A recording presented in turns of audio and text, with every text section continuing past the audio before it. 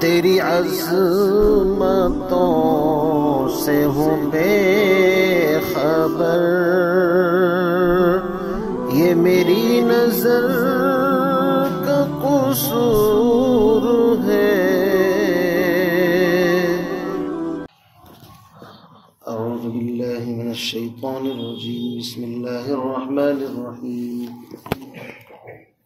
ان الذين يكتمون ما انزلنا من البينات والهدى من بعد ما بيناه للناس في الكتاب اولئك يلعنهم الله ويلعنهم اللاعنون الا الذين تابوا واصلحوا وبينوا فاولئك اتوب عليهم وانا التواب الرحيم۔ ان الذين كفروا وماتوا وهم كفار اولئك عليهم لعنة الله والملائكة والناس اجمعين خالدين فيها لا يخفف عنهم العذاب ولا هم ينظرون۔ وإلهكم إله واحد لا إله إلا هو الرحمن الرحيم۔ إن في خلق السماوات والأرض واختلاف الليل والنهار والفلك التي تجري في البحر بما ينفع الناس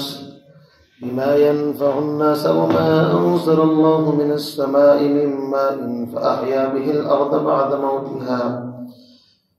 موتها وبث فيها من كل دابة وتصريف الرياح والسحاب المسخر بين السماء والأرض لآيات لقوم يعقلون۔ ومن الناس من يتخذ من دون الله أندادا يحبونهم كحب الله والذين آمنوا أشد حبا لله ولو يرى الذين ظلموا إذ يرون العذاب أن القوة لله جميعا وأن الله شديد العذاب۔ صدق الله العظيم۔ إن الذين يكتمون ما أنزلنا من البينات، بے شک وہ لوگ جو چھپاتے ہیں ان چیزوں کو جو ہم نے نازل کی، یعنی البینات والہدی، وہ باتیں جو بالکل واضح ہیں اور ہدایت کی باتیں ہیں، من بعد ما بیناہ للناس، بعد اس کے کہ ہم نے اس کو لوگوں کے لیے کتاب میں بیان کر دیا۔ اولئک یلعنہم اللہ، ایسے لوگوں پر اللہ کی لعنت ہے، ویلعنہم اللاعنون، اور لعنت بھیجنے والوں کی لعنت ہے۔ ان آیات میں اللہ رب العزت نے کتمان حق بات کے چھپانے کی جو سزا ہے اس کا بیان فرمایا ہے۔ جس طریقے سے کسی پر جھوٹی تہمت لگانا یا جھوٹی گواہی دینا شرک کے برابر ہے، ایسے ہی حق بات کو چھپانا بھی بہت بڑا جرم اور بہت بڑا گناہ ہے۔ ویسے تو اس آیت کا شان نزول اہل کتاب یہود کے بارے میں ہے کہ انہوں نے نبی علیہ السلام کی جو صفات تورات میں تھی یا آسمانی کتابوں میں تھی کہ آپ کیسے نبی ہوں گے، آپ کی صفات کیسی ہوں گی، ان کی آسمانی کتابوں کے اندر بڑی اہم باتیں لکھی ہوئی تھی۔ اسی لیے اس سے پہلے گزر چکا ہے الذین آتیناہم الکتاب یعرفونہ کما یعرفون ابناءہم، کہ ہم نے جن کو کتاب دی تھی، تورات، انجیل، زبور، وہ ہمارے اس آخری پیغمبر کو ایسے جانتے تھے اپنی کتابوں میں پڑھ کر کے جیسے کوئی انسان اپنی اولاد کو جانتا ہے۔ لیکن اس وجہ سے کہ اگر ان کی بات مان لی جائے گی تو چودراہٹ اور دبدبا جو ہمارا ہے وہ ہم سے چھین کر کے ان کو دے دیا جائے گا، پھر ہمیں ان کے پیچھے چلنا پڑے گا۔ تو دماغ کے اندر جو بڑائی تھی، شیخیت تھی، یا اپنے آپ کو جو مشائخ اور بڑا سمجھتے تھے کہ لوگوں کے نذرانے ملتے ہیں اور لوگ بڑا ہمیں خیال کرتے ہیں کہ اگر قریش میں پیدا ہونے والے اس بچے کو نبی مان لیتے ہیں تو پھر ہمیں ان کے پیچھے چلنا پڑے گا۔ اس لیے حسد اور بغض کی وجہ سے انہوں نے نبی علیہ السلام کی ان باتوں کو چھپایا۔ لیکن یاد رکھیے، العبرۃ لخصوص الالفاظ لعموم الالفاظ لا لخصوص المورد۔ مفسرین نے ایک ضابطہ اصول بیان کیا ہے کہ کوئی آیت کسی خاص واقعے میں نازل ہو، اس سے وہی واقعہ مراد نہیں ہوتا، بلکہ الفاظ کو عام رکھا جائے گا۔ قیامت تک جو بھی حق بات کو چھپائے گا، تو جس طرح ان کو اللہ رب العزت نے سخت سزا سنائی ہے، وہ بھی اسی سزا کا مستحق ہوگا جو قیامت تک حق بات کو چھپائے گا۔ اس لیے فرمایا ان الذین یکتمون ما انزلنا۔ اب اس سے بڑے بڑے مسئلے پیدا ہوئے۔ حضرت ابو ہریرہ رضی اللہ تعالیٰ عنہ فرماتے ہیں، اللہ کے نبی سے میں نے علم کے 2 پیالے حاصل کیے۔ ایک مثال دی انہوں نے، اس آیت کے ڈر کی وجہ سے کہ کہیں میں حق چھپانے والوں میں نہ ہو جاؤں، ایک کو تو میں نے بیان کر دیا، اور دوسرے کو اگر میں بیان کروں تو مجھے خوف ہے، اپنی گردن کی طرف اشارہ کیا۔ مطلب یہ تھا کہ اس طرح کے حالات اللہ کے نبی بتا کر کے گئے تھے، میرے دنیا سے جانے کے بعد یہ ہوگا وہ ہوگا۔ تو ظاہر بات ہے، آپ نے دیکھا کہ نبی علیہ السلام کے بعد جو 4 خلفائے راشدین ہیں، وہاں تک نظام صحیح نظر آتا ہے۔ اس کے بعد پھر اسلام کا جو مطلب ترقی کا زمانہ تھا وہ نیچے کی طرف چلا گیا، جاتے جاتے پھر بیچ میں حضرت عمر بن عبدالعزیز جیسے آدمی ہوئے، یعنی پھر اوپر کی طرف چلا، تو پھر اوپر نیچے نظام چلتا رہا، تو اس کی طرف غالباً انہوں نے اشارہ کیا۔ یا اس سے مراد اور بھی کچھ ہو سکتا ہے، کوئی ایسا علم ہو کہ جس کی وجہ سے ان کو اپنی جان کا خطرہ ہو۔ اس سے علماء نے یہ مسئلہ نکالا کہ جس سے اگر دین کی بات پوچھی جائے اور وہ پھر دین کی بات کو چھپائے، اللہ کے نبی نے فرمایا الجم یوم القیامت بلجام من النار، قیامت کے دن آگ کی لگام اس بندے کو پہنائی جائے گی۔ کیوں؟ اس لیے کہ اس نے جاننے کے باوجود بتایا کیوں نہیں۔ اس لیے علم عالم کا فرض منصبی ہے کہ جو علم اس کے پاس ہے وہ اس کو چھپائے نہیں۔ اگر وہ چھپا رہا ہے تو وہ اس وعید کے اندر داخل ہوگا۔ اس لیے فرمایا ان الذین یکتمون ما انزلنا، وہ لوگ جو چھپاتے ہیں ان چیزوں کو جو بیان کر دی ہم نے، یعنی واضح دلائل ہیں، ہدایت کی باتیں ہیں، بعد اس کے کہ ہم نے لوگوں کو واضح کر دیا ہے کتاب میں۔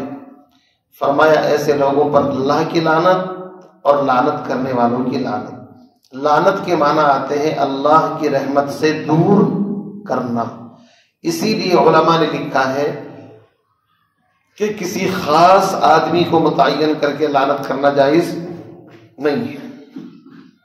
البتہ ایسے لعنت کر سکتے ہیں ظالمین پر اللہ کی لعنت، شرابیوں پر اللہ کی لعنت، زنا کرنے والوں پر وہ کومن آ جاتی ہے، چاہے اس میں کوئی بھی ہو۔ لیکن کسی کا نام متعین کرنا، چاہے وہ کافر بھی ہو، علماء نے لکھا ہے ہو سکتا ہے ایمان کی توفیق اس کو مل جائے موت سے پہلے۔ ہاں، جس کا مرنا کفر پر یقینی ہے کہ کفر پر وہ مر گیا، جیسے ابو جہل جن کا کفر قرآن نے حدیث نے بیان کر دیا، ابو لہب، امیہ بن خلف، فرعون، نمرود، تو ایسے آدمی کا نام بھی لے کر اگر لعنت کر دیا تو کوئی حرج نہیں ہے، چونکہ قرآن اور احادیث نے کلیئر کر دیا ان کے ایمان اور غیر ایمان کو۔ حدیث میں آیا کہ جب کوئی بندہ لعنت کرتا ہے تو لعنت پہلے آسمان کی طرف جاتی ہے، تو آسمان کے دروازے بند، تو زمین کی طرف واپس آتی ہے، تو زمین کی طرف کے دروازے بھی بند کر دیے جاتے ہیں۔ جب اس کو جگہ نہیں ملتی تو جہاں سے گئی تھی وہاں سے واپس آتی ہے۔ تو جس بندے پر وہ لعنت کی گئی تھی اگر وہ مستحق ہوتا ہے تو اس پر آتی ہے، اور اگر وہ اس کا مستحق نہیں تھا تو جس بندے نے لعنت بھیجی اس کے اوپر آتی ہے لوٹ کر کے۔ اور بعض علماء نے فرمایا اگر یہ بھی لعنت کا مستحق نہیں تھا تو ان اہل کتاب پر کہ جنہوں نے اپنی کتابوں کے اندر حق بات کو چھپایا ان کی طرف لوٹ جاتی ہے۔ بہرحال لعنت کوئی اتنی اچھی چیز نہیں ہے، خاص طور سے عورتیں بہت زیادہ لعن طعن کرتی ہیں، اسی لیے اللہ کے نبی نے فرمایا اے عورتوں کی جماعت میں نے تمہیں جہنم کے اندر زیادہ دیکھا ہے، تم کثرت سے صدقہ کیا کرو۔ تو عورتوں نے پوچھا صحابیات نے کس وجہ سے؟ آپ نے فرمایا ایک تو تم ناشکری بہت زیادہ کرتی ہو، دوسرے تم لعن طعن بہت زیادہ کرتی ہو۔ تو پتہ ہی چلا کہ ان کی وجہ سے اللہ گرفت بھی فرماتے ہیں، اس لیے زبان کی حفاظت کرنی چاہیے۔ اسی سے علماء نے یہ بھی فرمایا کہ علم ہر بندے کو نہیں سکھانا چاہیے، حکمت اس بندے کو سکھاؤ جو حکمت کا اہل ہو۔ اگر تم نے حکمت اس کو سکھا دی کہ جو اس کا اہل نہیں، تو حکمت کے اوپر ظلم ہے، علم کے اوپر ظلم ہے۔ اور اگر تم نے اس بندے سے علم کو روک لیا جو حکمت کا علم کا مستحق ہے، تو اب تم اس بندے پر ظلم کر رہے ہو۔ اسی لیے سعدیہ شیرازیہ علم نہ دے کم ظرف را، کم ظرف گرم اللہ شود دشمن شود استاد را۔ شیخ سعدی فرماتے ہیں کہ نا اہل جو ہوتا ہے نا، اس کو نہیں سکھانا چاہیے، ورنہ تو وہ نا اہل دین اس لیے سیکھتا ہے کہ لوگوں کے اوپر بڑائی ظاہر کرے، میں کچھ جانتا ہوں، ان کو پریشان کرے گا اور اپنا تفوق ظاہر کرے گا۔ علم کے اندر عاجزی ہونی چاہیے، انکساری ہونی چاہیے، اور لوگوں کو نفع پہنچانے کی نیت ہونی چاہیے کہ اللہ نے مجھے یہ چیز سکھائی ہے، میں لوگوں کو سکھا رہا ہوں۔ تو فرمایا الا الذین تابوا، مگر وہ لوگ جو توبہ کر لیں۔ کس چیز سے؟ یعنی پہلے چھپایا تھا لیکن اب یار اللہ توبہ اب نہیں چھپاؤں گا۔ الا الذین تابوا، توبہ کر لیں۔ توبہ کی 3 شرطیں ہیں، جس جرم کو کیا ہے اس کو فوراً چھوڑ دیں، اور دل سے ندامت ہو، آئندہ نہ کرنے کا پختہ ارادہ ہو، اس کو توبہ کہتے ہیں۔ 3 شرطیں ہیں توبہ کی۔ توبہ کی کتنی شرطیں ہیں؟ 3۔ جس گناہ کے اندر مبتلا ہے اس گناہ کو فوراً چھوڑ دے، دل کے اندر ندامت پیدا ہو، آئندہ اس گناہ کو نہیں کروں گا، اور آئندہ کے لیے پختہ عزم کر لے، جان چلی جائے لیکن اس گناہ کے قریب نہیں جاؤں گا، اس کا نام توبہ ہے۔ ہم کیا سمجھتے ہیں زبان سے توبہ توبہ، اس کا نام توبہ ہے۔ توبہ توبہ 1,00,000 مرتبہ کہو، اس کا نام توبہ نہیں ہے۔ وہ آدمی آپ نے سنا ہوگا جس نے 99 آدمیوں کو قتل کر دیا تھا، تو وہ کسی کے پاس گیا مسئلہ پوچھنے کے لیے کہ جی میں توبہ کرنا چاہتا ہوں۔ اب وہ عالم فقیہ نہیں تھا، اس لیے علم کے اندر گہرائی ہونی چاہیے۔ اس نے کہا تیری توبہ قبول نہیں ہوگی 99 آدمیوں کو قتل کرنے کے بعد۔ 100 چوہے کھا کے بلی حج کو چلی، ایسے تانے مارتے ہیں ہم لوگ۔ اگر کوئی آدمی گناہوں کی زندگی گزار رہا ہو، پھر وہ بیچارہ نیک بن جائے، داڑھی رکھ لے، نماز پڑھنے لگے، تو لوگ اس کو تانے دے دے کر کے اس کو چھڑا دیتے ہیں، ہے نا۔ اب 100 چوہے کھا کر کے بلی حج کو چلی ہے بھائی، یہ ہے وہ ہے، تو اچھے خاصے آدمی کو بیچارے کو ہٹا دیتے ہیں کام سے۔ اس نے کہا تیری توبہ قبول نہیں ہوگی، بخاری شریف کی روایت۔ اس نے کہا تو لاؤ پورے 100 کر دو، جب توبہ قبول نہیں پوری ہوئی اس کو بھی قتل کر دیا۔ لیکن دل کے اندر ایک آگ لگی ہوئی تھی کہ یار مروں گا، اللہ کے سامنے کیسے جواب دوں گا۔ اور جب انسان کے دل کے اندر تڑپ پیدا ہوتی ہے تو اللہ راستہ نکال دیتا ہے۔ تو کسی فقیہ عالم کے پاس گیا، اس نے بتایا تمہاری توبہ قبول ہو سکتی ہے، اللہ رب العزت نے آپشن رکھا ہے توبہ کا، اور فرمایا آدم کے بیٹے تیرے گناہ آسمانوں کی کنارے تک پہنچ جائے، پھر تو ندامت کے ساتھ توبہ کرے، مجھے میری عزت جلال کی قسم تیرے سارے گناہ معاف کر دوں گا۔ تو روایت میں آتا ہے کہ کیسے؟ فرمایا فلاں بستی کے اندر نیک لوگ رہتے ہیں، اللہ ان کی نیکی کی وجہ سے، نیک لوگوں کی صحبت میں جب رہتا ہے تو نیک بن جاتا ہے۔ یا ایھا الذین آمنوا اتقوا اللہ وکونوا مع الصادقین۔ اس بستی میں جاؤ، مقصد یہ نہیں تھا توبہ وہاں قبول ہوگی، مقصد یہ ہے ان کی صحبت میں رہنے کی وجہ سے تمہارے اوپر اثرات آئیں گے۔ اب یہ بندہ چل پڑا، وہ لمبا واقعہ آپ نے سنا ہے، موت آ گئی، اور جب مر گیا تو عذاب کے فرشتے بھی آ گئے، نیکی والے بھی آ گئے، دونوں جھگڑ رہے ہیں۔ ایک کہتا ہے اس نے 100 آدمیوں کو قتل کر رکھا ہے، جہنم میں لے کر کے جائیں گے اس کو۔ دوسرے کہتے ہیں کہ بھائی اس نے جو ہے نا توبہ کے ارادے سے چل پڑا تھا، اور اللہ نے کہا ہے الا الذین تابوا، اگر توبہ کر لے معاف کر دیتا ہوں۔ اب اللہ رب العزت کا فضل دیکھیے، ایک ہے عدل، ایک ہے فضل۔ اللہ کی طرف سے فرشتوں کو حکم ہوا زمین کی پیمائش کرو۔ اگر یہ ابھی اس بستی کی طرف ہے جدھر گنہگار لوگ رہتے تھے تو پھر تو اس کو عذاب والے فرشتوں کو دے دو، اور اگر یہ اس بستی کی طرف چل چکا جہاں اس کو جانا تھا نیک لوگوں کی، علامہ آلوسی نے دونوں بستیوں کا نام لکھا، ایک کا کفارہ ایک کا نصارہ، تو اگر یہ ان نیک لوگوں کی بستی کی طرف نکل چکا ہے تو پھر اس کی توبہ قبول سمجھی جائے گی۔ اور اللہ نے زمین کو حکم دیا تقربی، تو قریب ہو جا، اور دوسری طرف کو حکم دیا تباعدی، تو دور ہو جا، چونکہ سب چیزوں کے اوپر تو اللہ کی حکومت ہے۔ اب فرشتے جب ناپ رہے ہیں تو ایک بالشت مرتے مرتے یہ آدمی کدھر کو سرک گیا؟ جدھر اس کو جانا تھا۔ اللہ نے کہا چلو فیصلہ ہو گیا، ایک بالشت ادھر ہے نا جدھر جانا تھا اس کو کہتے ہیں اللہ کا فضل۔ کیا کہتے ہیں اس کو؟ فضل بصورت عدل، عدل کی شکل میں فضل فرمایا ہے، انصاف بھی کر دیا کہ ناپو کسی کی نہیں چلے گی، لیکن دوسری طرف سے کام خود بنا رہے ہیں۔ اسی کو کہا ہے سن لے اے دوست، جب ایام بھلے آتے ہیں گھات ملنے کی وہ خود آپ ہی بتلاتے ہیں۔ جب اللہ کسی کا کام بنانا چاہتے ہیں تو انگلی پکڑ کر کے، جیسے ماں باپ کہتے ہیں نا یہ کر وہ کر وہ کر۔ آپ کبھی اگر ایئرپورٹ پر گئے ہو تو اگر کبھی کبھی حاکم جو ہو، افسر جو ہو اچھا ہوتا ہے تو رہنمائی کر دیتا ہے، فلاں کاؤنٹر پر جائیے، وہاں کے بعد پھر وہاں جائیے، وہاں سے وہاں، تو آپ کا کام بڑا آسان ہو جاتا ہے اور تھینک یو بولتے ہیں، شکریہ جی، ہے نہیں؟ اور اگر ویسا کیڑے مزاج کا ہو تو کہے گا دیکھو نا کیا لکھا، پڑھ کے دیکھو کہاں جانا چاہیے آپ کو۔ اس کا مطلب یہ ہے کہ وہ آپ کی رہنمائی نہیں کرنا چاہ رہا۔ تو اللہ رب العزت جب مہربان ہوتے ہیں تو کام بنا دیتے ہیں۔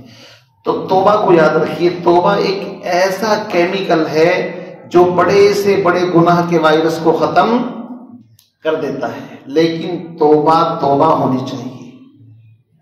کیا ہونی چاہیے؟ توبہ ہونی چاہیے۔ خواجہ عزیز الحسن مجذوب رحمۃ اللہ علیہ نے کہا ہے، نہ جت کر سکے نفس کے پہلواں کو تو یوں ہاتھ پاؤں بھی ڈھیلے نہ ڈالے، ارے اس سے کشتی تو ہے عمر بھر کی، کبھی یہ دبا لے کبھی تو دبا لے۔ اور جو ناکام ہوتا رہے عمر بھر بھی، بہرحال کوشش تو عاشق نہ چھوڑے، یہ رشتہ محبت کا قائم ہی رکھے، جو 100 بار ٹوٹے تو 100 بار جوڑے۔ مقصد یہ نہیں توبہ کر لی پھر کبھی ہو سکتا ہے نفس نے گناہ کرا دیا تو پشیمان نہیں ہونا، پھر توبہ کر۔ تو اللہ نے فرمایا الا الذین تابوا، مگر وہ لوگ جو توبہ کر رہے، واصلحوا، اور اصلاح کر رہے، وبینوا، اور جس چیز کو چھپایا تھا اس کو پھر لوگوں کے سامنے کلیئر واضح کر دیں، فاولئک اتوب علیہم، اللہ فرماتا ہے میں ایسے لوگوں کی توبہ قبول کروں گا، وَأَنَا التَّوَّابُ الرَّحِيمُ، اور میں بہت زیادہ توبہ قبول کرنے والا ہوں۔ تو کتنی بڑی امید اللہ نے ہم لوگوں کو، چونکہ مایوس رہتے ہیں نا اس لیے مایوسی سے نکلو۔ اللہ نے فرمایا وَأَنَا التَّوَّابُ الرَّحِيمُ، اور میں توبہ قبول کرنے والا بڑا رحیم ہوں۔ رحیم کا مطلب یہ ہے کہ پکڑ نہیں کروں گا، ورنہ مستحق تو ہو گئے تھے پکڑ کے، لیکن رحیم بھی ہوں اس لیے رحم کر دوں گا۔ ہاں ایک شکل بچتی ہے کہ انسان اتنا اکڑ جائے کہ نہیں توبہ نہیں کرنی۔ جب کسی کی مت ماری جاتی ہے، نام لینے کی ضرورت نہیں، سوشل میڈیا پر آپ سب کچھ دیکھتے رہتے ہیں، کیوں جی؟ آئے دن کوئی اڑ جائے غلطی پر تو پھر اللہ رب العزت بھی مستغنی بے نیاز ہے۔ اگر کوئی ہی اگر نہ چاہے، بہانے ہزار ہے، کیا کرے؟ ایک آدمی اڑ گیا اور وہ کفر کو پسند کر کے کہ جم جائے کہ نہیں میں تو اسی کے اوپر مرنا چاہتا ہوں، تو پھر اللہ کا اعلان ہے فمن شاء فلیؤمن ومن شاء فلیکفر، دونوں راستے کھلے ہوئے ہیں، جس کا جی چاہے ایمان قبول کرے اور جس کا جی چاہے کفر کی وادیوں میں چلا جائے۔ زبردستی تو اللہ کسی کو لائیں گے نہیں کہ یہاں پٹک دیا اس کو اٹھا کر کے، لیکن اللہ نے آگے کیا فرمایا؟ انا اعتدنا للظالمین نارا، ہمارے پاس حساب کتاب کا دن ہے، برابر کر دیں گے، اکڑ جتنا اکڑنا ہے۔ فرمایا ان الذین کفروا، لیکن وہ لوگ جو کفر کریں، اصل میں کفر کے معنی آتے ہیں چھپانا، جو چھپائیں توحید کو، حق بات کو، وماتوا، اور مر جائیں وہم کفار، کفر ہی کی حالت میں، یعنی توبہ وبا نہیں کری بلکہ اسی طرح دنیا سے چلے گئے. اولئک علیہم لعنت اللہ، یہ وہ لوگ ہیں جن پر اللہ کی لعنت، والملائکہ اور فرشتوں کی لعنت، والناس اجمعین اور انسانوں کی لعنت، ایک دوسرے کے اوپر لعنت کریں گے قیامت کے دن. ربنا آتہم ضعفین من العذاب والعنہم لعنا کبیرا. قرآن میں جگہ جگہ پر آیا ہے، میں زیادہ وضاحت نہیں کروں گا چونکہ میرا گلا بھی آج ساتھ نہیں دے رہا ہے، اس لیے مختصر وضاحت کے ساتھ. ربنا انا اطعنا سادتنا وکبراءنا فاضلونا السبیل. الہی یہ ہمارے بڑے تھے، ان کے پیچھے چلتے تھے، انہوں نے ہمارا ناس پٹوا دیا، خود بھی آئے جہنم کے اندر، ہمیں بھی لے. تو اس طرح کی آیات بھری پڑی ہے، ایک دوسرے پر لعنت کریں گے. کلما دخلت امۃ لعنت اختها حتی اذا ادارکوا فیہا جمیعا. ایک دوسرے کے اوپر لعنت ہے کہ بھائی تم نے ہمارا ناس پٹوایا ہے، تم سیدھے ہوتے تو ہم بھی سیدھے چلتے. اللہ نے فرمایا خالدین فیہا، ہمیشہ اس کے اندر رہیں گے. لا یخفف عنہم العذاب، ان سے عذاب کم نہیں کیا جائے گا. ولا هم ينظرون، اور نہ ان کو مہلت دی جائے گی. یاد رکھیے یہ سفارش کریں گے کہ دنیا کے اندر سنڈے کی چھٹی رہتی تھی کم سے کم، اور بعض کے یہاں جمعے کی چھٹی ہوتی ہے نہیں، کہ یار یہ کیسا نان اسٹاپ عذاب ہے جو عذاب میں کمی ہوتی نہیں. اللہ سے کہیں گے الہی ایک دن کی مہلت تو کم سے کم ملنی چاہیے. یہ قرآن کی آیت کا مفہوم میں آپ کو بتا رہا ہوں. اللہ کی طرف سے کہا جائے گا کہ نہیں، کلا، ہرگز نہیں، تم کو تو جیسے پہلے دن جب جہنم میں داخل ہوں گے اس کے بعد ہمیشہ ہر دن عذاب بڑھتا بڑھتا بڑھتا جائے گا، کم نہیں ہوگا. آپ اندازہ لگائیے. تو ان کو پھر یہ تمنا ہوگی کاش دنیا کی طرح یہاں ایک دن تو چھٹی، کچھ تو راحت ملنی چاہیے. انشاءاللہ جب آپ کے سامنے آگے آئے گا آپ خود دیکھیں گے. آگے فرماتے ہیں وَإِلَٰهُكُمْ إِلَٰهٌ وَاحِدٌ، اور تم سب کا معبود ایک معبود ہے. لا الہ الا ہو، اس کے علاوہ کوئی معبود نہیں. الرحمن، وہ بہت زیادہ رحم کرنے والا. الرحیم، نہایت رحم کرنے والا ہے. یاد رکھیے اس سے پہلے چونکہ ذکر اس بات کا چل رہا ہے کہ جو لوگ حق کو چھپاتے ہیں تو ان کی سزا آپ کے سامنے آ چکی ہے. توحید یہ اتنا بڑا حق ہے، اللہ کو ایک ماننا سب سے بڑا حق تو یہی ہے دنیا کے اندر. اس لیے کہ جس نے اللہ کو پہچان لیا اس نے سب کچھ پہچان لیا، اور جس نے اللہ ہی کے حق کو نہیں پہچانا، اللہ ہی کو نہیں مانا، تو اس سے کوئی امید نہیں ہو کسی اور کا حق کیا پہچانے گا. اس لیے قرآن نے پھر اس بات کی طرف رخ موڑا کہ تمہاری کامیابی ایک اللہ کو ماننے کے اندر ہے. لوگوں تم اللہ کی توحید کو مت چھپاؤ، اس لیے کہ جس زمانے کے اندر قرآن نازل ہوا جن لوگوں کے اوپر، ان لوگوں کی حالت یہ تھی کہ اسلام لانے سے پہلے 360 بت خانے کعبہ کے اندر رکھ رکھے تھے. صفا کے اوپر بت، مروہ کے اوپر بت. ایک خدا کی جب بات کی جاتی تھی تو تعجب کرتے تھے اور یوں کہا کرتے تھے اجعل الآلہۃ الہا واحدا ان ھذا لشیء عجاب. 360 سے کام نہیں چلتا، ایک سے کام کیسے چلے گا؟ تو ایک کی بات ان کی سمجھ میں نہیں آتی تھی. اسی لیے مشرکین نے نبی علیہ السلام سے پوچھا محمد تم اپنے رب کا حسب بتاؤ. حسب مطلب یہ کہ ان کے باپ دادا کا نام کیا ہے، حسب نسب. قرآن کی آیت سورت نازل ہوئی قل هو اللہ احد اللہ الصمد لم یلد ولم یولد ولم یکن لہ کفوا احد. قرآن نے کلیئر بیان کر دیا احد یکتا ہے، اس کا کوئی ثانی نہیں ہے. اگر اللہ رب العزت کا کوئی ثانی ہوتا تو لوگ دھوکے میں آ سکتے تھے کہ یار ہو سکتا ہے ہم نے دوسرے والے کو خدا مان لیا ہو. کیوں جی؟ اللہ نے کہا میرا کوئی سیکنڈ فوٹو کاپی ہے ہی نہیں، میں اکیلا ہوں، اس لیے مجھے پہچاننے میں کوئی ٹینشن نہیں ہونی چاہیے. اگر اللہ کے مقابل اور بھی خدا ہوتے تو انسان کہتے جی میں تو خدا ہی سمجھ رہا تھا، مجھے کیا پتا تھا، چونکہ بہت سارے تھے نا تو میں تو اس کو خدا ہی سمجھتا رہا. آپ دیکھیے اللہ نے کہا نہیں میرا کوئی ہے ہی نہیں دوسرا بھائی. قل هو اللہ احد، میں تو اکیلا ہوں. لم یلد ولم یولد، نہ میں نے کسی کو جنا، نہ میں کسی سے جنا گیا، ماں باپ بھی نہیں، اولاد بھی نہیں۔ اس لیے یاد رکھیے توحید کا مسئلہ، اگر اللہ نبیوں کو نہ بھیجتا، آسمان سے کتابیں نہ اتارتا، تو بھی اللہ کی وحدانیت پر ایمان لانا اپنی عقل سے ضروری تھا ہر انسان کے اوپر۔ لیکن اللہ نے تو اتنی دلیلیں دے دی، اس آیت کے بعد 8 دلیلیں آ رہی ہیں۔ کتنی؟ 8 دلیلیں اللہ کو پہچاننے کے لیے، 1 نہیں، 2 نہیں، 3 نہیں، پوری 8۔ مشرکین نے نبی علیہ السلام سے آ کر کے کہا، محمد آپ صفا پہاڑی کو سونے کا بنا دیں، سونے کا بنا دیں گے، مزے آ جائیں گے ہمارے، اور بس ہم آپ کو نبی مان لیں گے۔ اللہ نے فرمایا یہ بدبخت جھوٹ بولتے ہیں، ایک دلیل نہیں، ہم نے اتنی بڑی بڑی دلیلیں دے رکھی ہیں، اگر یہ ایمان لانا چاہیں تو وہ دلیلیں کافی ہیں۔ یاد رکھیے صفا پہاڑی کو سونے کا بنا دیں گے، لیکن اگر پھر بھی ایمان نہ لائے تو ایسا بدترین عذاب دیا جائے گا جو تاریخ میں کسی کو نہیں ملا ہوگا۔ تو اللہ کے نبی نے پناہ مانگی، الہی بس پھر آپ ایسے ہی رہنے دیجئے، میں ان کو ایسے ہی سمجھاتا ہوں، کوشش کرتا ہوں۔ یعنی آپ نے پھر بھی شفقت فرمائی، کیوں؟ یہ تو بدبخت مانگ رہے ہیں، لیکن پتا تھا نہیں مانیں گے تو پکڑ آئے گی، اس لیے آپ نے فرمایا کہ اس سے تو ایسے ہی ٹھیک ہے۔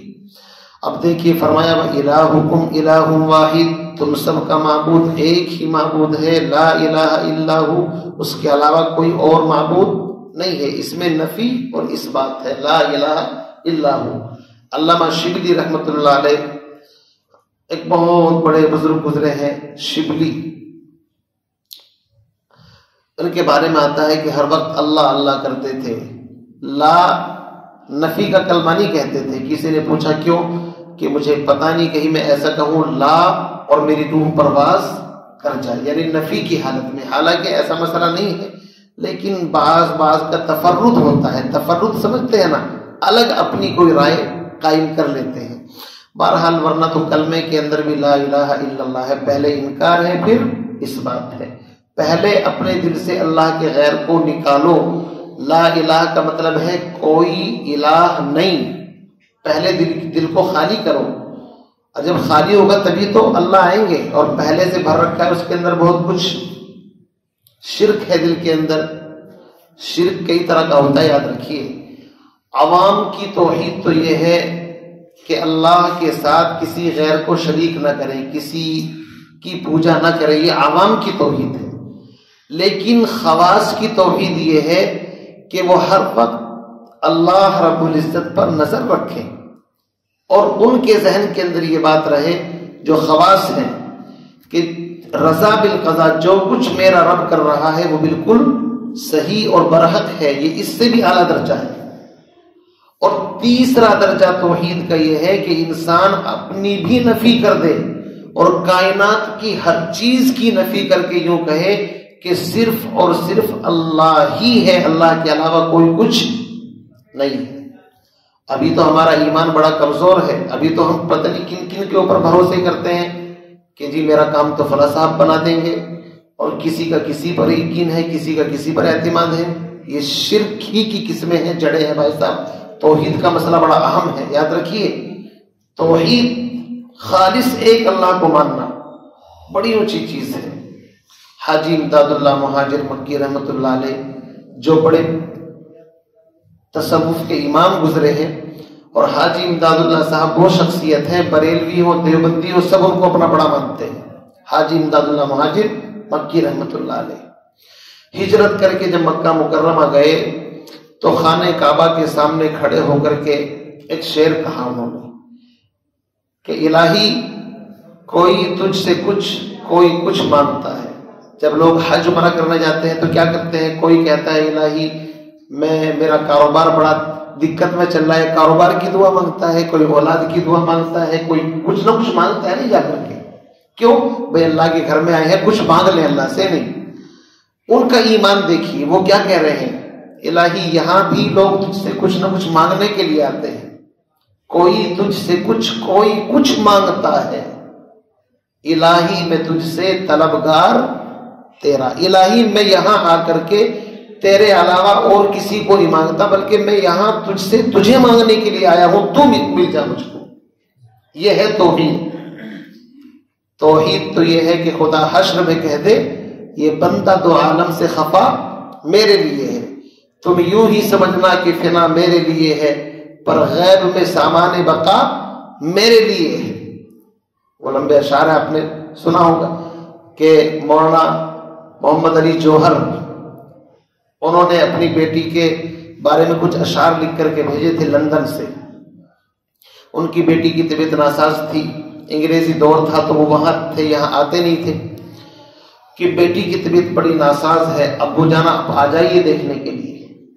درد بھرے اشعار تھے، تو انہوں نے اس خط کی پشت کے اوپر ہی لکھا کہ تم سے میں دور سہی وہ تو مگر دور نہیں، اللہ کے بارے میں کہ میں تو دور ہوں لیکن اللہ تو تم سے دور نہیں ہے، تم سے میں دور سہی وہ تو مگر دور نہیں، تیری صحت ہمیں منظور ہے لیکن ان کو نہیں منظور، تو پھر ہم کو بھی منظور نہیں۔ یہ توحید ہے۔ اللہ کو اگر شفا دینی ہوگی تو دے دے گا، میرے آنے کا محتاج نہیں ہے۔ ابھی تو بھائی صاحب یہ توحید کا درس جو ہے نا ہم نے پڑھا ہی نہیں صحیح طریقے سے، اس میں تو ہم فیل ہیں۔ ہم تو بس یہ سمجھ رہے ہیں ہمارے گھروں میں تو بت نہیں رکھے ہیں، ہم تو بڑے موحد ہیں۔ ارے بھائی دکان نہ کھلے ٹینشن ہو جاتی ہے کہ بچوں کو کیسے پالوں گا، یہ شرک کی جڑیں ہیں۔ عقیدہ یہ ہونا چاہیے پالنے والا کون؟ اللہ، نفع نقصان کا مالک کون؟ اللہ، اور جس حال میں میں رہ رہا ہوں وہی حال میرے لیے مناسب تھا، میں اپنے اس حال کے اوپر اپنے رب سے راضی ہوں۔ اس کا نام کیا ہے؟ توحید۔ تو توحید بڑا اہم سبق ہے، اول بھی یہی سبق ہے اور آخر بھی یہی سبق ہے۔ اسی لیے کہا من قال لا الہ الا اللہ، جس نے لا الہ الا اللہ کہا دخل الجنہ، جنت میں داخل ہو گیا۔ اس کا مطلب یہ ہے کہ تسبیح پڑھتا رہا لا الہ الا اللہ الہ الا اللہ، جنت میں داخل ہو گیا۔ اس کا مطلب یہ ہے۔ کافر سے کہلوا لو اس کو کوئی پرابلم ہے لا الہ الا اللہ کہنے کے اندر، مشرک سے کہلوا لو لا الہ الا اللہ کا مطلب یہ ہے کہ اب دل کے اندر یہ بات آ جائے کہ اللہ کا غیر، اللہ کے بغیر کچھ نہیں کر سکتا، سارا عالم اللہ کا غیر ہے، میں بھی اللہ کا غیر ہوں، بڑی بڑی طاقتیں بھی اللہ کا غیر ہیں، اور اللہ اپنے غیر کے بغیر جو چاہے گا وہ کرے گا، کیا بھی ہے، نہ اس کو کسی مشورے کی ضرورت، نہ کسی کی سفارش کی ضرورت، اور نہ کسی کی کسی طرح کی کوئی سپورٹ کی ضرورت۔ اس لیے میرے عزیز بھائیوں توحید کا سبق جگہ جگہ پر آئے گا۔ اب ہم تو گونگے ہیں، نادان ہیں، ہماری زبان عربی نہیں ہے، اس لیے کسی نے علامہ اقبال نے کیا کہا تھا، یہ عقیدت گہے الفت میں قدم رکھنا ہے، لوگ آسان سمجھتے ہیں مسلمان ہونا۔ مسلمان ہونا اتنا ہنسی کھیل نہیں ہے بھائی صاحب، مسلمان ہونے کا مطلب یہ ہے کہ اپنی ساری خواہشات کو آج سے ٹھوکر مارتا ہوں اور اس طرح زندگی گزاروں گا جس طرح میرا اللہ مجھ سے زندگی کا مطالبہ کرتا ہے۔ یہ ہے توحید، یہ عقیدت کہے الفت میں قدم رکھنا ہے، لوگ آسان سمجھتے ہیں مسلمان ہونا۔ مسلمان ہونا لوہے کے چنے چبانا ہے۔ مسلمان ہونے کا مطلب یہ ہے دو رنگی چھوڑ دے یک رنگ ہو جا، سراسر موم یا پھر سنگ ہو جا۔ اب ہمیں اپنی خواہشات کو کچلنا ہے، ہم صرف وہ کہ جو اللہ اس کا رسول چاہتا ہے، اس کو توحید کہتے ہیں۔ تو بہرحال توحید کے اوپر بڑا لمبا راز ہو سکتا ہے، لیکن میں آگے بڑھتا ہوں۔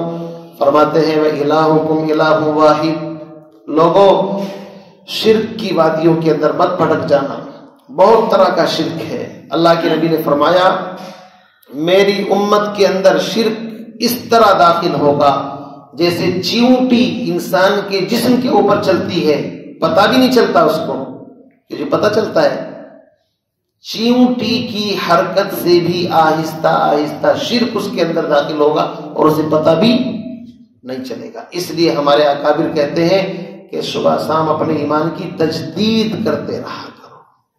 تجدید ایمان الہی تجھ ہی سے ہوتا ہے۔ تجدید ایمان کیا؟ نماز میں ایاک نعبد و ایاک نستعین، یہ تجدید ایمان ہے۔ ہم نے سمجھا ہی نہیں یہ رب ہے، توحید، لا الہ الا اللہ محمد الرسول اللہ، یہ سارا کا سارا جو ہے میرے بھائیوں اسی ارد گرد گھومتا ہے۔ اسی لیے جو کہتے ہیں نا کہ رائی کے دانے کے برابر ایمان بچ جائے بن جائے، ہم نے بس کہا ہے، سمجھا ہی نہیں۔ رائی کے دانے کے مطلب یہی ہے کہ رائی کے دانے کے برابر شرک نہ ہو، اس بات کے اوپر آؤ آپ، رائی کے دانے کے برابر ایمان بچانے کا مطلب کیا ہے؟ رائی کے دانے کے برابر شرک نہ ہو۔ اب کتنا خطرہ، یہ تو پرسرات کا راستہ ہے بھائی۔ رائی کے دانے کے برابر بھی نہ عمل میں نہ عقیدے میں، کسی چیز کے اندر خدا کی قسم رائی کے دانے کے برابر بھی اگر شرک ہے تو ایمان اور شرک دونوں ایک پلیٹ فارم پر جمع نہیں ہو سکتے۔ رات اور دن کی طرح ہے، رات ہے تو دن نہیں، اندھیرے اجالے کی طرح ہے، ایک ہے تو دوسرا وہاں سے رخصت السلام علیکم کہہ کر کے چلا جاتا ہے، السلام علیکم میں جا رہا ہوں، اسی کو رکھ لو۔ اس لیے ہم سوچے کہ بھئی ہم تو نماز بھی پڑھ رہے ہیں بھائی صاحب، ہم تو تہجد گزار بھی ہیں، ہم تو چلے بھی لگاتے ہیں، ہم تو حج عمرے بھی کرتے ہیں، یہ بھی کرتے ہیں۔ تم سب کچھ کرو، اگر تمہاری زندگی کے اندر اللہ کا غیر ہے، شرک ہے رائی کے دانے کے برابر، اپنے ایمان کی خیر مناؤ۔ میں بار بار اس بات کو کہتا ہوں کہ تمام نبیوں نے ایک ہی آواز کیوں لگائی؟ شرک کی جڑ کاٹنے والی کتاب دنیا کے اندر اگر ہے، خدا کی قسم رب کا قرآن ہے۔ یہ کسی کی پرواہ نہیں کرتا، اس لیے کہ سب سے اونچی ہستی کا کلام ہے، سب اس سے نیچے ہے۔ نبی کے بارے میں دو جہاں کے سردار محمد عربی صلی اللہ علیہ وسلم کو قرآن کہتا ہے لئن اشرکتا، محبوب اگر آپ سے بھی شرک سرزد ہو گیا نا، لَيَحْبَطَنَّ عَمَلُكَ، رشتہ ختم، دوستی ختم، تم ہمارے نہیں ہم تمہارے نہیں۔ تو ان سے اچھا اور کون ہوگا بھائی؟ پھر ہم کیوں نہیں سمجھتے اس بات کو؟ اس لیے رائی کے دانے کے برابر ایمان بنانے کا مطلب یہ ہے من کان فی قلبہ مثقال ذرۃ من کبر لا يدخل الجنہ، رائی کے دانے کے برابر بڑائی بھی اگر دل کے اندر ہوگی، جنت کی خوشبو 400 سال پہلے آئے گی لیکن یہ خوشبو نہیں سونگھ سکتا۔ عاجزی، انکساری، تواضع، توحید، اس سے اپنے سینوں کو معمور کرو، صبح شام اپنے ایمان کی تجدید کیا کرو۔ اللہ کے نبی نے فرمایا ایک زمانہ ایسا آئے گا میری امت پر، شام کو مومن صبح کو کافر، صبح کو مومن شام کو، وہ ہوائیں آہستہ آہستہ آ رہی ہیں، جھونکے چل رہے ہیں، کچھ پتہ نہیں ہے، گھر میں بیٹھے بیٹھے پتہ نہیں کیا کیا تفسیریں ہم کرتے رہتے ہیں۔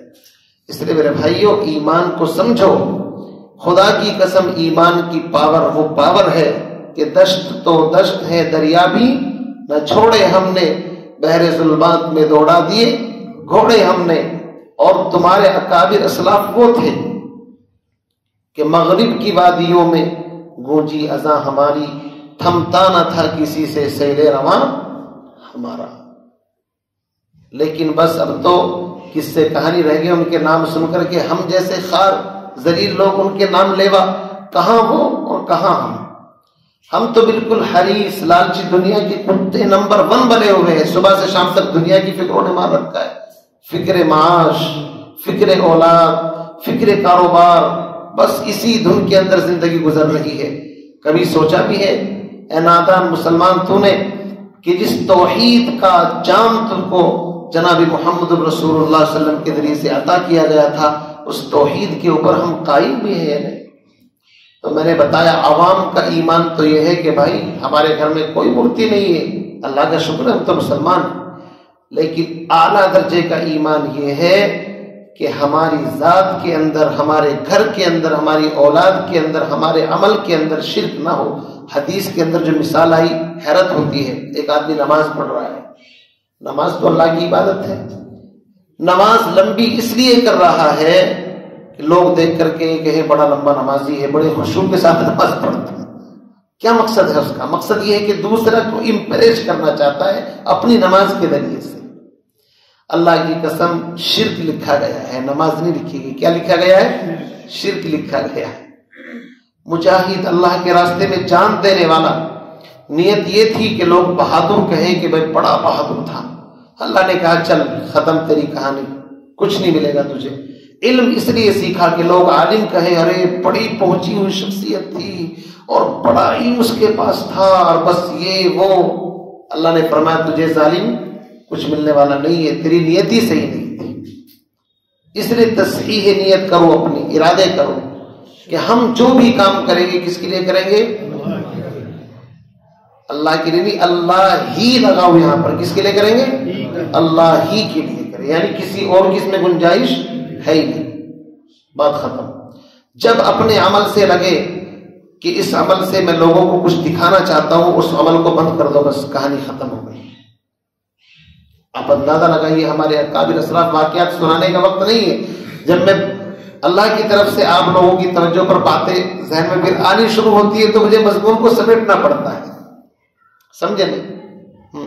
ہمارے اکابر کا حال یہ تھا کہ اگر وعاظ کرتے کرتے دماغ میں یہ بڑائی آ گئی کہ آج تو بڑے علوم اور معارف کی بارش ہو رہی ہے، تو وعظ کو اسٹاپ کر دیا، بند کر دیا۔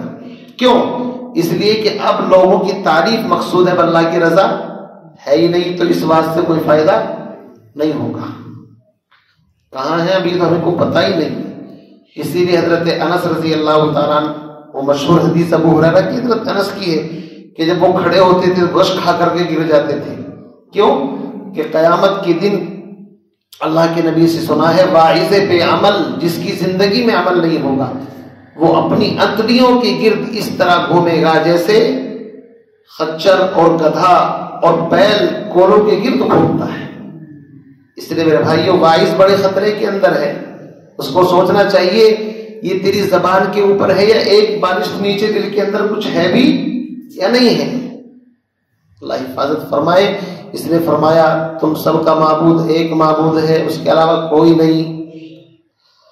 آگے توحید کی 8 دلیلیں ہیں، ترجمہ کر دو انشاءاللہ اسی بات سمجھ میں آ جائے گی۔ فرمایا ان فی خلق السماوات والارض، پہلی دلیل سنو اللہ کے وجود کی، بے شک آسمانوں اور زمین کے پیدا کرنے میں، آسمان زمین کو کس نے پیدا کیا بولو بھائی؟ آج سائنس ترقی کر گئی، کیا کسی سائنسدان نے دعویٰ کیا ہے کہ زمین آسمان کو کسی اور نے بنایا ہو؟ نہیں دعویٰ کیا۔ کیوں؟ وہ جانتے ہیں ان کو کوئی انسان نہیں بنا سکتا، اس کو بنانے والی کوئی طاقت ہے۔ امام اعظم ابو حنیفہ رحمۃ اللہ علیہ کے ساتھ مناظرہ ہوا تھا نا دہلیے کا، امام صاحب کہتے تھے اللہ ایک ہے، اس سے پہلے کوئی نہیں، وہ کہتا تھا نہیں اللہ رب العزت ایک کیسے ہو سکتے ہیں؟ امام صاحب نے کہا کہ پہلے گنو 9 سے گنتے گنتے کدھر کو لائے 8 7، جب ایک کے اوپر آئے بولا ایک سے پہلے لوگ، ایک سے پہلے کچھ نہیں، تو وہ بھی ایک ہی ہے، اس سے پہلے کچھ نہیں ہے۔ کہ اللہ کا رخ کدھر ہے؟ تو امام صاحب نے ایک چراغ جلایا اور اس سے پوچھا اس روشنی کا رخ کدھر ہے؟ اس نے کہا چاروں طرف، روشنی تو جب جلتی چاروں طرف۔ فرمایا تو ایک مخلوق ہے، وہ خالق ہے، اس کا رخ بھی ہر طرف ہے۔ ایسی ایسی مثالیں دے کر کے چلے گئے وہ۔ اس دہریے نے کہا اللہ کیا کر رہا ہے؟ امام صاحب نے کہا نیچے اتر، نیچے آ ادھر آ، اور خود کرسی پہ بیٹھے تاکہ لوگوں کو بتاؤں۔ فرمایا اللہ یہ کر رہا ہے، تجھے ذلیل کر کے نیچے بھیج رہا ہے تو مجھے اوپر بھیج رہا ہے، سمجھا نہیں؟ تو میرے عزیز بزرگوں بھائیوں، سمجھانے کا ڈھنگ جیسا کوئی سوال کرے ایسے سمجھا جاتا ہے۔ فرمایا ان فی خلق السماوات والارض، بے شک آسمانوں اور زمین کی پیدائش میں ایک دلیل، واختلاف اللیل والنہار، رات دن کے عدلنے بدلنے میں، سردی کی رات لمبی، گرمی کی چھوٹی، مچھر کاٹیں گے اس لیے ضروری نہیں کہہ رہے کے پاس مچھردانی ہو، یعنی رات کو چھوٹی کر دیا، اللہ کی مصلحت، اور دن کو بڑا بنا دیا۔ کہیں 6 مہینے کی رات 6 مہینے کا دن، یہ سب اللہ کا نظام ہے۔ فرمایا واختلاف اللیل والنہار، دوسری دلیل رات دن کے اختلاف میں، تیسری دلیل والفلک التی تجری فی البحر، اور وہ کشتیاں جو سمندر کے اندر چل رہی ہیں، بما ینفع الناس، ان چیزوں کو لے کر جو لوگوں کی نفع کی چیزیں ہیں، ایک بر اعظم سے دوسرے بر اعظم تک، پہلے زمانے سے لے کر آج تک بڑے بڑے شپ جہازوں کے ذریعے سے مال ادھر سے ادھر جا رہا ہے۔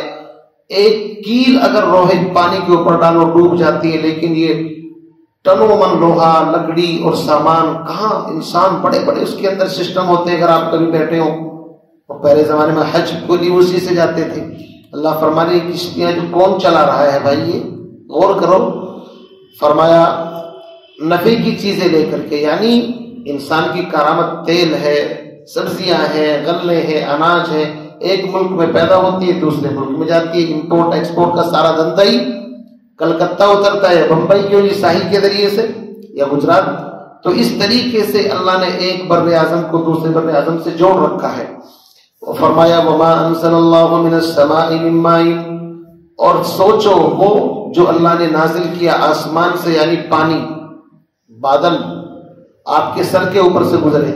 اللہ نہیں چاہے گا تو ایک قطرہ آپ کو نہیں ملے گا، اور اللہ چاہے گا تو جھمجھم بارش ہوگی اور بس سب کو سیراب کر دے گا. ورنہ ایک گلاس پانی آپ بادل سے مانگو، جناب ایک گلاس تو دے دو، پیاس لگ رہی نہیں ملے گا، اور اللہ چاہے گا تو منو ٹھنو پانی برسا دے گا. اسی لیے ایک واقعہ کتابوں کے اندر آتا ہے کہ اللہ رب العزت کی قدرت دیکھیے.